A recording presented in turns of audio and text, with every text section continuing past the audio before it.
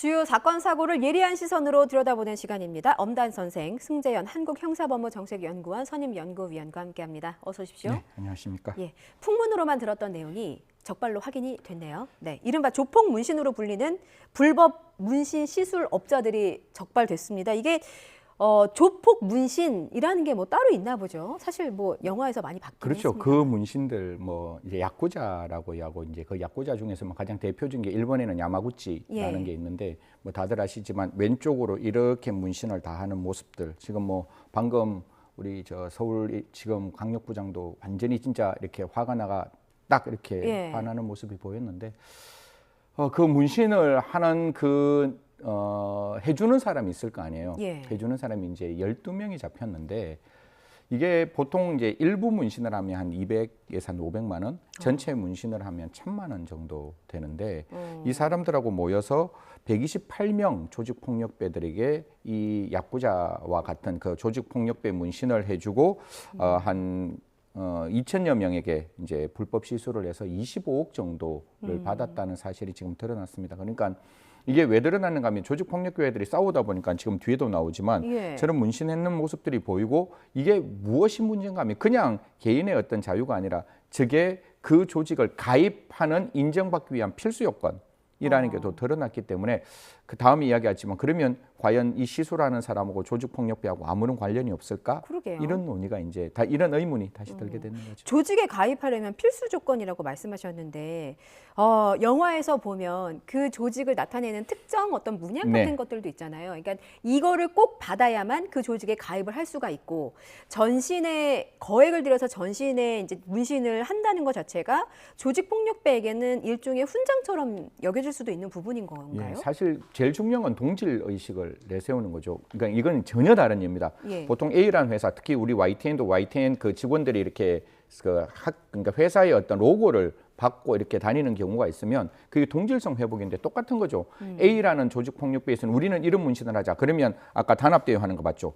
딱 보통 벗고 와 이렇게 얘기하면 우리는 친구, 우리는 가족, 우리는 하나 뭐 이렇게 해서 동요의식을 불러일으키는 그런 어떤 모습에서 이러한 어떤 조직 그 폭력배들의 각각의 개별적인 문신들이 만들어지는 거니까 그러면 어떤 느낌이 드는가 하면 더 이 조직이 공고화될 수 있는 거잖아요. 학창 시절 생각해 보면 그 체육대회 때 반별로 티셔츠 맞춰 입고 막 이러잖아요. 똑같은 티셔츠 입거나 아니면 응원복들 뭐 스포츠 경기에서 동질감을 느끼기 위해서 그게 이제 조폭한테는 문신이었다. 그렇죠. 문신이 되어 있고 그러니까 이게 계속 확대되면 확대될수록 조직폭력배들의 그 단결력이 공고화되는 거기 때문에 당연히 저는 광주지검에서 적극적으로 잘 수사했고 그다음 아까 말씀드렸다시피 그 12명의 문신을 한 사람들에 대해서는 두 가지 범죄 정도가 가장 대표적인데 하나는 의료법 위반이고 하나는 이제 그걸로 인해서 영리 목적을 했기 때문에 거기에 관련된 이제 보건범죄 단속에 관한 특별법으로 지금 이제 기소를 수사를 받고 있다라고 이렇게 이야기합니다.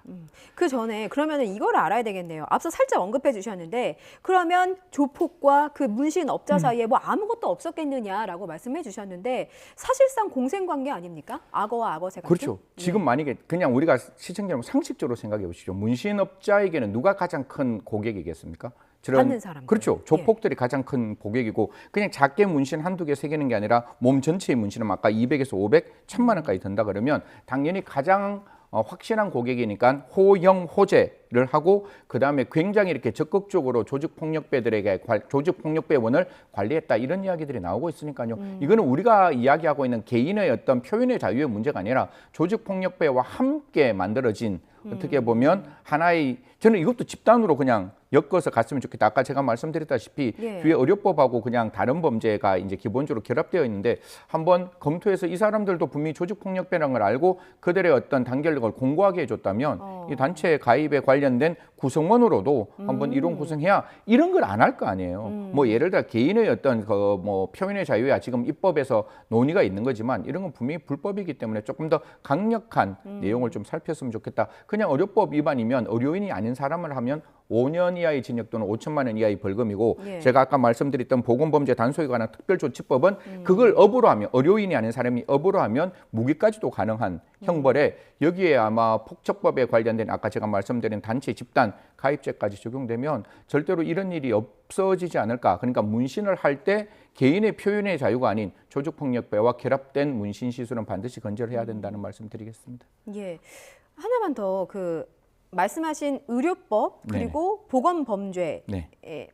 조항을 좀 말씀해 주셨는데 만약에 그 조직범죄 혐의가 또 적용이 된다면 처벌 수위도 더 높아지게 되는 그럼요. 것이죠? 이게 사실 폭력법이라고 우리가 그냥 형법 114조에서 말하는 범죄단체 조직이 아니라 폭력 행위 등에 관한 특별법이 따로 있어요. 그러니까 그 안에 보면 조직폭력배라 그래서 그 조직폭력배들이 단체를 만들면 수개는 거의 사형, 무기까지도 가능하고 관련된 사람들이 전부 다 몇 년 이상의 굉장히 중환형으로 받고 있어서 옛날에는 조폭이라는 걸 표시내지 않았어요.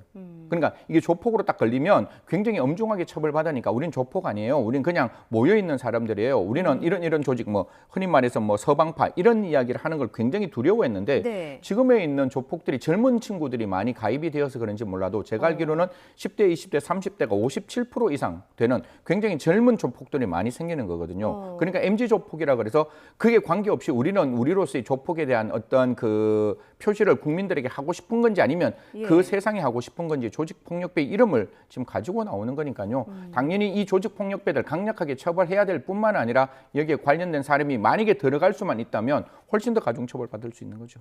MZ 조폭 말씀하셨는데 최근에 10대 청소년들이 10대들이 조직 범죄에 가담하는 경우가 있고 조직원에 들어가 있는 경우도 있다고 하더라고요. 얼마나 늘고 있는 겁니까? 뭐 사실 이게 뭐 우리가 지금 저 2027년 오기 2023년 그러니까 올해 지금 1월부터 8월, 6월, 7월까지만 하더라도 제가 지금 살펴보면 75명 정도가 되어 있고 어떻게 보면 10대 조폭들이 2020년에는 154명, 2021년에는 96명, 2022년에는 210명까지 늘어나 있고 방금 제가 말했다시피 상반기에만 75명이 나왔기 때문에 10대 조폭들이 굉장히 지금 늘어나고 있다. 이 부분이 굉장히 저는 우려스러운 거예요. 왜냐하면 이게 지금 흔히 말해서 대한민국 미래를 짊어질 청소년들이 조직폭력배로 들어간다 하면 아까 대한민국 미래를 짊어질 청년들이 조직폭력, 그럼 조직폭력이 계속 유지된다는 거잖아요. 그 젊은 피가 수혈되면 수혈될수록 조직폭력배는 더 어떻게 보면 악랄해질 수 있고 더 무모해질 수 있기 때문에 적어도 10대 청소년들이 조직폭력배에 도르는 거 막아야 된다. 여기서 첫 번째 제가 하나만 지적할게요. 아까 200에서 500만 원 든다 그랬잖아요. 그러면 일부분 할 때? 일부분 할 때. 그러면 그 청소년들 입장에서는 그걸 하면 뭔가 멋있어 보이는 느낌이 있을 거잖아요. 그러면 조직폭력배 중에 한 사람이 가는 거예요. 야, 좀 해봐. 이거 정말 괜찮지 않아? 라고 해서 200에서 500만 원 딱 들게 되면 어떤 느낌인가 하면 그다음부터 우리가 너희한테 이걸 해줬으니까 너희도 우리한테 이 조직폭력배에게 너희도 우리한테 좀 봉사를 해야 되잖아. 와서 조직폭력배하고 같이 하자. 이런 이야기들이 나오게 되는 거고. 그렇게 해서 자연스럽게 조직원으로 흡수를 하게 되는 거군요. 그렇게 되는 거고 또 이렇게 A라는 사람이 그런 문신을 하면 보통 이제 그 젊은 친구들 뭐 목욕탕도 가고 그걸 자랑하게 되잖아요. 그러면 다른 사람들도 그걸 하고 싶어 할 거 아니에요. 그러니까 이거를 하기 위해서 또 범죄가 일어나고 그리고 이 문신을 하고 난 다음에 또 범죄를 일으키고 이런 문제가 있어서 그 어떻게 보면 범죄의 악순환이 이루어지고 있다. 이런 말씀 드리겠습니다.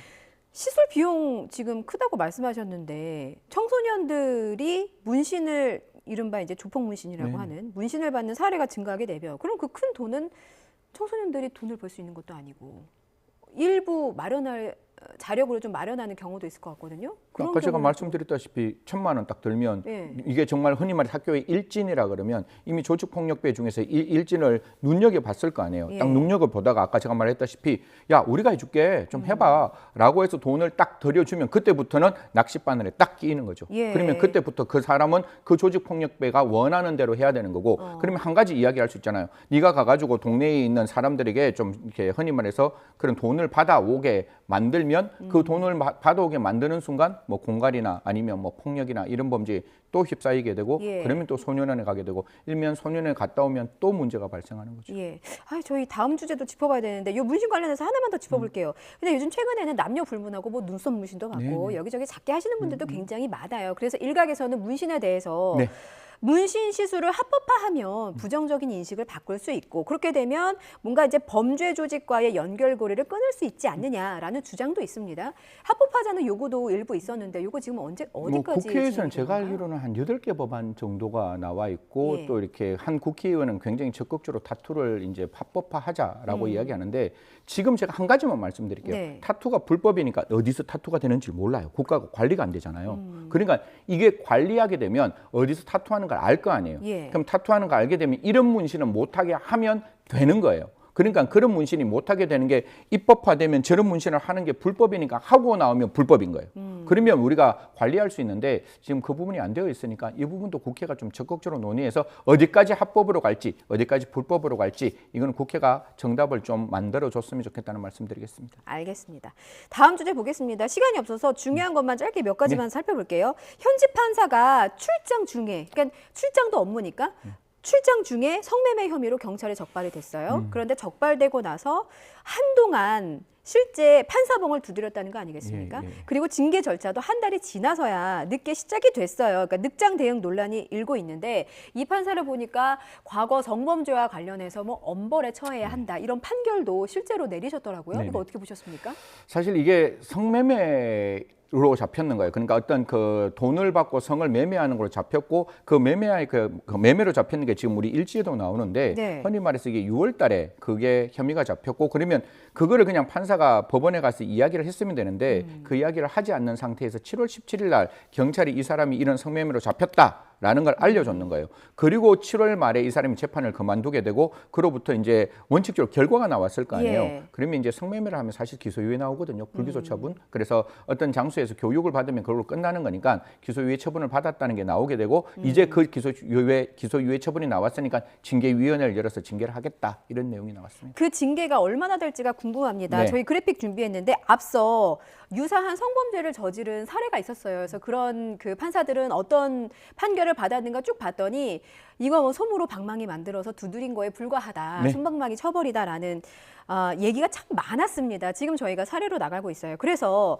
이 판사에 대해서는 어떤 처벌이 내려질까 상당히 궁금한데 이게 처벌이 내려진다 해도 과연 이게 사회적 정서와는 맞는 것이냐라는 의문이 있어요. 이게 그 처벌 한계가 있다면서요. 그러니까 이게 세 가지로 말씀드릴게요. 먼저 네. 판사는 헌법이 그 사람의 신분을 보장합니다. 그래서 이제 흔히 말해서 탄핵 검고가 아니면 파면 못 해요. 그러니까 판사는 지금 이 상황은 기소유예 받았잖아요. 그러니까 형사처벌로는 기소유예를 받았으니까 더 이상 뭐 검고 이상이나 탄핵이 안 됐으니까 뭐 이 사람 파면을 안 되는 거고 네. 그다음에 두 번째는 이 사람에게 이제 법관 내부에서 징계가 있는데 그 징계가 나오는 게 아까 방금 우리 그래프에 나왔듯이 흔히 말해서 감봉, 그러니까 정직, 감봉, 그다음에 견책 이렇게 나오는데 예. 대부분 다 감봉 아니면 정직이에요. 근데 정직도 1년이면 되는 거예요. 그냥 최장 정직이 1년이기 때문에 사실 기소유예 나와 있는 이 판사에게 법원에 있는 징계위원회가 열린다 할지라도 뭐 최장 나올 수 있는 게 정직 한 3개월, 조금 낮게 나온다면 감봉 정도가 나오지 않을까 그렇게 말씀드릴 수 있습니다.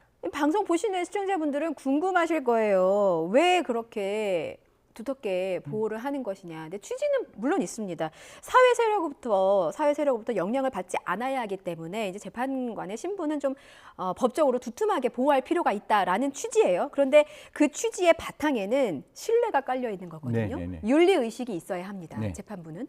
그런데 이 신뢰가 무너져 버렸으니까 이제는 일각에서는 법관 신분 보장의 의미가 퇴색이 됐으니 정치권에서 법 개정을 해야 하는 거 아니냐라는 의견도 나오고 있어요. 뭐 저는 법 개정은 조금 무리인 것 같아요. 왜냐하면 판사가 그 신분 보장이 없으면 정치권에 정말 휘둘릴 거예요.